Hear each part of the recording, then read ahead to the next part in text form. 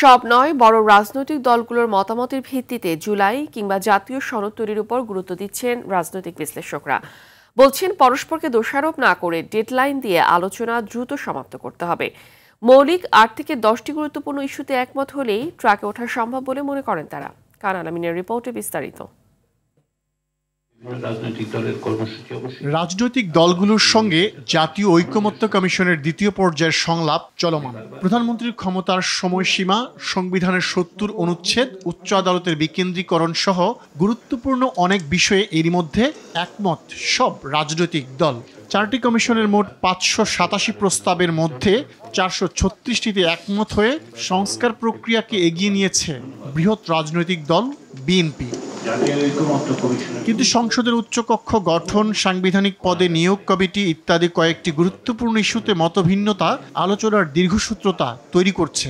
তাই বড় দলগুলোর মতামতের ভিত্তিতে সিদ্ধান্তে পৌঁছার উপর গুরুত্ব দিয়েছেন রাজনীতি বিশ্লেষকরা। বলেছেন, দ্রুত জাতীয় কিংবা জুলাই সনদ তৈরিতে এর বিকল্প নেই। আপনি যে প্রত্যেকটা টালি মার্ক দিচ্ছেন, এটা প্রবলেম। এখন 100টা পলিটিক্যাল পার্টির মধ্যে তো 100টা পার্টিরই সমান ওয়েট না জাতীয়ভাবে, যে কারণে ঐক্যমত্যটা এগোনো যাচ্ছে না। যদি 100টা পার্টির সমান ওয়েট হতো তাহলে আপনি 100টা টালি দিতে হতো, 100টা টিক চিহ্ন দিলে হতো, কিন্তু এটা হচ্ছে না। আপনাকে করা দরকার ছিল ওয়েটটা, কার কতটা ওয়েট, মেজর স্টেক হোল্ডারদের সাথে কথা বলে শেষ করলে ভালো ছিল। এত সময় যদি অপেক্ষা করা হয় তাহলে দেখা যায় রাজনৈতিক অস্থিতিশীলতা সৃষ্টি হতে পারে।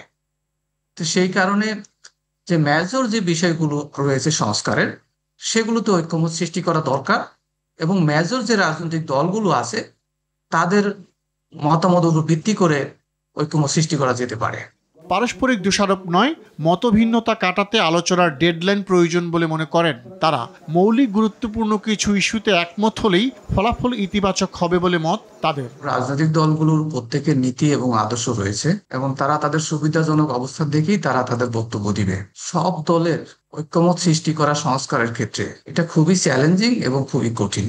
মেজর 8টা 9টা ইস্যুতে ঐক্যমত হলেই আমরা মোটামুটি ট্র্যাকে উঠে যেতাম। জাতীয় অনৈক্যের জন্য প্রধান দায়ী হলো ব্লেমিংটা। ও করছে না, আমি করছি না, সে করছে না, ও করছে না। এই ব্লেমিং থেকে বের হয়ে আসতে হবে। আমি ঐক্যমত্য কমিশনকে ব্লেম দিতে চাই না, রাজনৈতিক দলগুলোকে দিতে চাই না। আমি মনে করি ওনারা পারস্পরিকভাবে আন্তরিক, দলগত অবস্থানের কারণে তাদের মধ্যে ভিন্নতা আছে, কিন্তু এই ভিন্নতা কাটিয়ে উঠে একটা জায়গায় ডেডলাইন দিয়ে দিতে হবে সবাইকে, ঐক্যমত্য কমিশনকে, যে ঠিক আছে আগামী 20 তারিখের মধ্যে কমপ্লিট। সংস্কার আলোচনায় গ্রহণযোগ্য ইস্যুতে কারো দ্বিমত পোষণ করা রাজনৈতিক ভুল সিদ্ধান্ত বলে মনে করেন তারা। রাজনৈতিক দলগুলোকে বসার ক্ষেত্রে খান আলামিন, RTV, ঢাকা।